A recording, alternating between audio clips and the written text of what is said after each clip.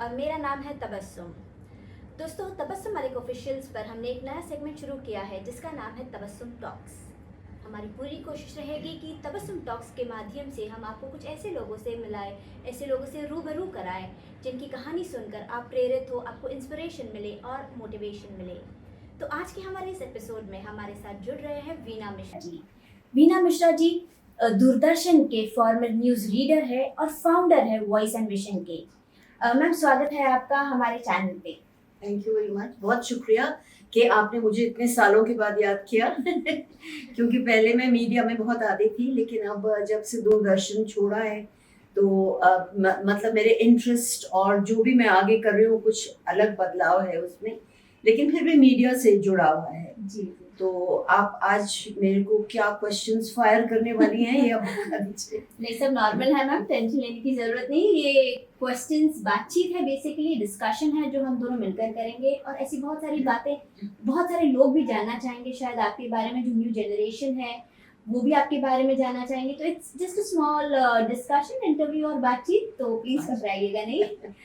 तो शुरू करते हैं मैम। मेरा पहला सवाल आपसे ये है मैम कि आपने इस आपकी करियर की शुरुआत जो है मतलब दूरदर्शन में एज ए न्यूज़ रीडर कैसे की, वो बताइए। ये भी बहुत दिलचस्प है क्योंकि अब बहुत ज़माना हो गया, मुझे लगता है 70s में मैं दिल्ली दूरदर्शन में न्यूज़ पढ़ती थी और वो भी बहुत इंटरेस्टिंग बात थी कि हमारे घर में कभी रामायण का पाठ हुआ करता था तो हम सबकी ड्यूटी लगती थी कि भाई बार बार आप लोग पढ़ो।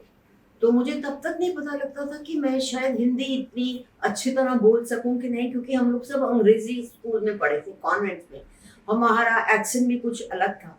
तो जब मेरी ड्यूटी लगती थी, बहुत ही मैक्सिमम ड्यूटी मेरी लगी, तो तब से मुझे लगा कि हाँ, I can read Hindi with the correct pronunciation. तो फिर हमने ऑडिशन दिया दूरदर्शन में दिल्ली में और वहाँ हमको उन्होंने मतलब बुलावा दिया। उसके बाद दूरदर्शन हमने ज्वाइन किया 70s में, 80s में। फिर मैं बॉम्बे दूरदर्शन में आ गई और तब तक बॉम्बे दूरदर्शन में क्या हुआ कि हिंदी न्यूज़ और इंग्लिश न्यूज़ को बंद कर दिया और मराठी न्यूज़, तो फिर हमारा दूरदर्शन बंद हो गया। लेकिन दूरदर्शन में मैं सिर्फ न्यूज़ ही नहीं पढ़ती थी, हम लोग इंटरव्यूज करते थे, डॉक्यूमेंट्रीज के बारे में बोलते थे और अनाउंसमेंट्स भी करते थे बहुत बड़ी। तो वो भी बहुत interesting, it was a very learning experience. मतलब वहाँ से मुझे लगा कि अभी जो मैं ज़िंदगी में कुछ कर पा रही हूँ, तो मुझे लगा कि वहाँ से जो कॉन्फिडेंस, वहाँ का जो हमको जो सिखाया गया, फॉर्मल ट्रेनिंग कुछ नहीं थी, बिल्कुल नहीं थी। हमको बताया जाता था कि आप हिंदी का न्यूज़पेपर पढ़िए, नवभारत टाइम्स, और शीशे के सामने बैठ के और उसको पढ़िए। तो you should know how to face the camera and how to read. तो वहाँ से हमारा शुरू हुआ। फिर रेडियो हम बहुत सुनते थे, रेडियो में, और रेडियो तो पहले बहुत शुरू हुआ, तो वहाँ से हम लोगों ने, और मुझे आवाज़ से बहुत ज़्यादा लगाव था, तो मैं बहुत पर्टिकुलर थी कि आवाज़ ठीक होनी चाहिए, प्रोनाउंसिएशन ठीक होना चाहिए। तो वहाँ से शुरू हुआ और फिर रफ्ता रफ्ता आगे अलग अलग हम मकाम पे पहुँचे। फिर दूरदर्शन में आए, फिर हम लोगों ने डॉक्यूमेंट्रीज की बहुत सारी, उसमें आवाज़ें हमारी होती थी। जैसे अभी इधर बॉम्बे में फिल्म्स डिवीजन का एक बहुत बड़ा है, तो वहाँ पे एक इंडियन न्यूज़ रिव्यू बनता था, तो वो कोई 22-23 लैंग्वेजेस में उसको उसकी ट्रांसलेशन होती थी और बोला जाता था। मतलब आप ऐसे असमीज है, बंगाली है, मराठी है, हिंदी, उर्दू, केरला की है, तो 22 लोग एक दिन बैठते थे और वहाँ सब करके, और वो कंपल्सरी होती थी, हर एक सिनेमा हॉल में दिखाना बहुत जरूरी था इंडियन न्यूज़ रिव्यू।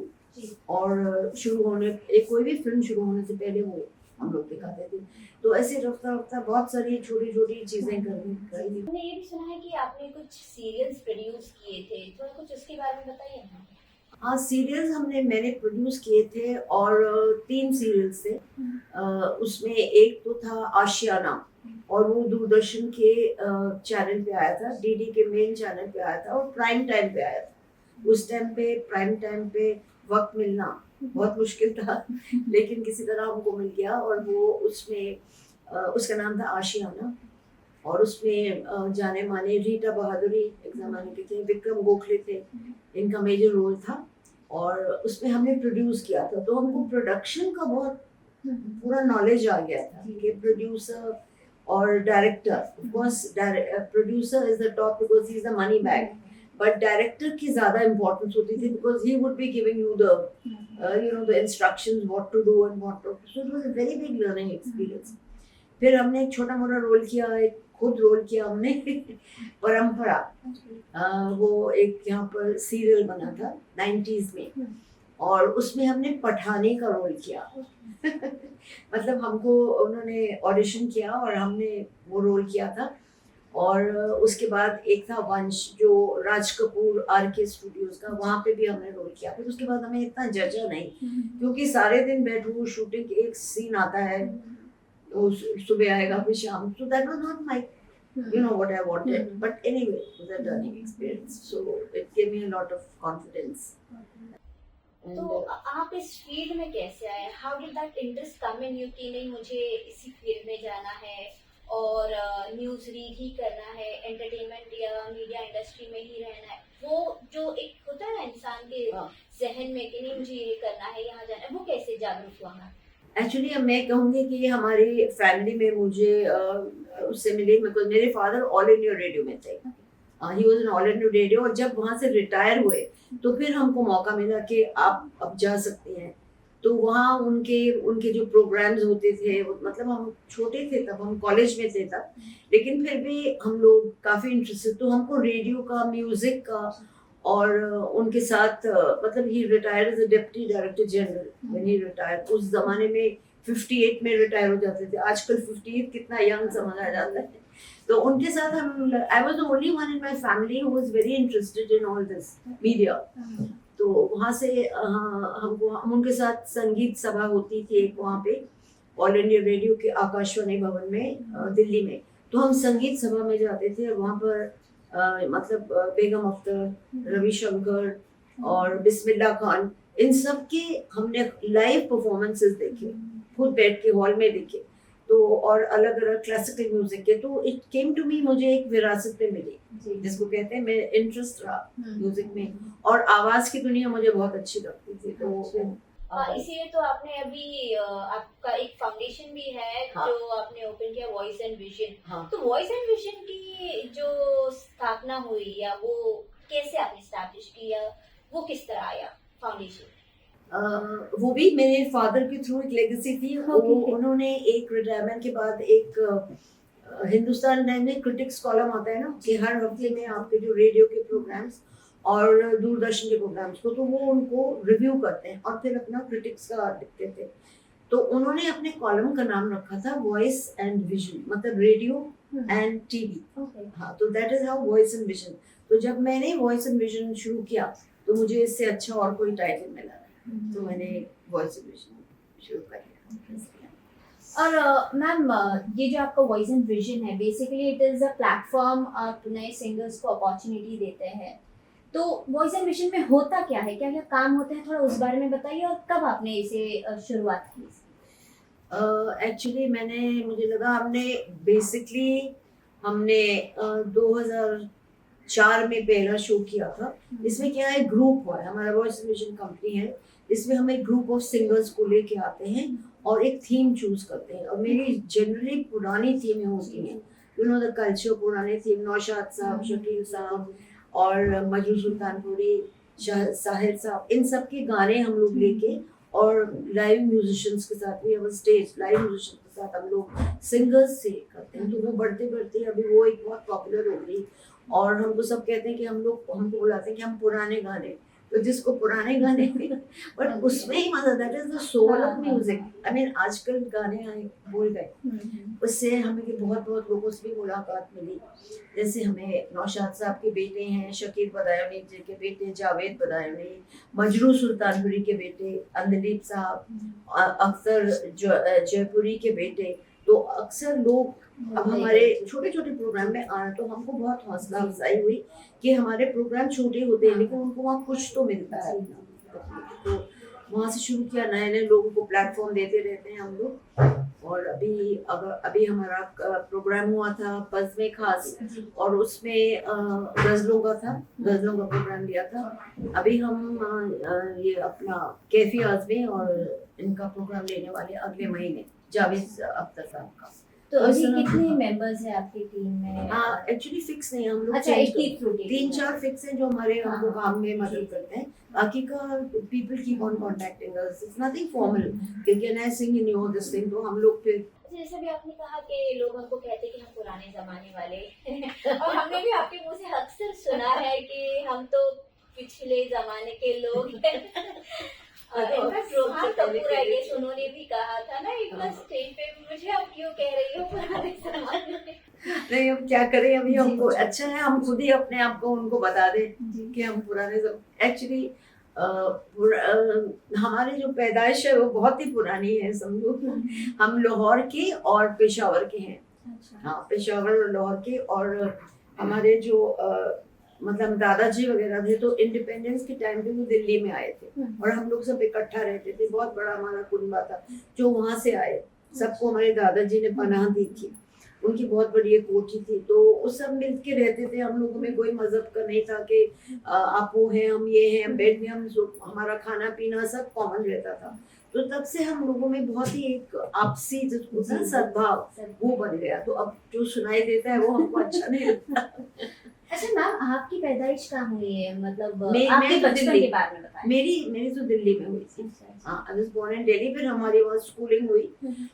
स्कूलिंग के बाद फिर हम लोग कुछ मेरे फादर के साथ हम लोग कश्मीर में रहे, उनका ट्रांसफर हुआ, लखनऊ में रहे, बॉम्बे में रहे। तो ये this is before I got married.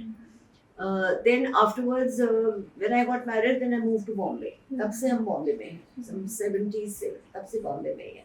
और तो दूरदर्शन से जुड़ी हुई कुछ यादें हैं आपके साथ जो आपको हमेशा याद रहेंगी? ऐसा कुछ वाकया जो आप कभी भूल ही नहीं सकते, वो हम चाहेंगे कि आप हमारे दर्शकों के लिए बताएं। नहीं, मैं बताऊंगी तो सही, लेकिन आई होप इट्स इंटरेस्टिंग। या sure it will be. Now basically actually क्या था, वहाँ पे बहुत सब लोग बहुत ही कायदे से और रूल से रहते थे। मतलब you can not answer back anyone, there was a lot of discipline in those days. And हमारे न्यूज़ बुलेटिन होते थे, शाम को 3 बुलेटिन होते थे, मराठी, हिंदी और इंग्लिश। तो पहले मराठी का होता था, फिर हिंदी का और फिर इंग्लिश का। एक दिन में 3 बुलेटिन होते थे। तो हम लोग सब, हमारा बहुत एक कॉन्फ्रेंस रूम था, शाम को सब वहाँ मिलते थे, और हमको हमारा जो स्क्रिप्ट जो हमको बोलना था वो हमको लिख के उनको लिखना पड़ता था। हम अपने हाथ से कुछ नहीं लिख पाते थे क्योंकि it is a government channel, so we have to go according to what they say. तो उसका उन्होंने लिख के हमको देते, फिर हम अपना रिहर्स करते थे। रिहर्स करने के बाद फिर हम लोग मेकअप रूम में जाते थे। मेकअप रूम में हमको अक्सर तबस्सुम जी मिलते थे। फूल खिले हैं, वो जो गुलशन। फूल खिले हैं, गुलशन वाली, Okay. वो भी हमारी अच्छी दोस्त बन गई। अच्छा। तो इस तरह और भी बहुत लोग आते थे। तो हम उसके बाद फिर हमारा डायरेक्ट स्टूडियो में, जी। आप गए हैं यहाँ पर दूरदर्शन के हाँ, स्टूडियो में, आप तो जी, दूरदर्शन जी। के स्टूडियो में गए हैं, तो फिर वहाँ लाइटिंग होती थी, हमारे स्क्रिप्ट्स बनते थे, फिर हम लोग अपना न्यूज़ पढ़ते थे और इंटरव्यूज भी करते थे अलग अलग। कई दफा तो हमको लास्ट मिनट पे बुलाया जाता था कि आपको ये इंटरव्यू करना है। अब उस टाइम पे गूगल नहीं था, तो हमको कुछ इन्फॉर्मेशन ही नहीं होती थी। तो everything we had to it was like, should I say, always very tense in the sense कि स्ट्रेस होता था। तो स्ट्रेस होता था, उससे हमको थोड़ा ताकत मिली, how to face any situation. फिर इलेक्शन बुलेटिन होते थे। इलेक्शन बुलेटिन में पहले जमाने में बड़े बड़े चार्ट्स लगा दिए जाते थे, तो हमको पढ़ा जाता था कि इतना बीजेपी ने, कांग्रेस में इधर आया, शिवसेना का इधर आया, तो हमको पॉइंट करना पड़ता था, इतना ये इतना वोट। तो वो एक दिन में 8-10 बुलेटिन हम लोगों की ड्यूटी लगती थी। और इसी तरह दूरदर्शन से करते करते हम फिल्म डिवीजन में आए। तो आपने ये कहा कि उस वक्त इतना इंफॉर्मेशन के लिए कुछ जरिया नहीं था, जो दिया जाता था वही, जैसे अभी हमारे पास बहुत सारी सुख सुविधाएं हैं, व्हाट्सएप है, गूगल है, ये है वो है। तो उस वक्त किस तरह न्यूज आता था आप लोगों के पास? Actually, उस टाइम पे there were 2 news agencies which because this is a government channel, so you have to only do what government tells you. जो भी पार्टी गवर्नमेंट में होती है, you have to go according to that. So PTI and UTI, they were 2, Press Trust of India and United Trust. तो वो लोग उस पर पहले बहुत ज़्यादा प्रिंटर होता था ना, उसमें न्यूज़ आता था, तो वो लोग न्यूज़ निकाल के उस पे जो जो होता था उस पे वो, और फॉरेन न्यूज़ से भी आता था, but everything was check by the editor, वो very good, he was the chief news editor, और वहाँ से वो पास करता था, जो लिखने वाले होते थे उसका वो लिखते थे, और फिर हमको पढ़ाया जाए, और हमको बाद में ये भी सिखाया कि न्यूज़ कैसे लिखते हैं, वो बहुत अच्छा ट्रेनिंग था, क्योंकि जब वो फिल्म्स, आप लोग जैसे फिल्म गई यहाँ पर ये हुआ, वहाँ पर ये हुआ, यहाँ राष्ट्रपति आए, तो उसका वो हमको पूरी शीट देते थे उनकी, उसके उसके ऊपर हमको स्टोरी बनानी पड़ती थी, सिर्फ फिल्म्स की, दूसरी नहीं, फिर वो एडिटर के पास जाता था, और वो तो कैसे कायदे से कैसे लिखना ना कि आज बम्बई के शहर में ये हुआ, जो टिपिकल न्यूज़ नव भारत टाइम्स की लैंग्वेज वो होती थी हमारी, तो लिखना हमको वहाँ से भी आ गया।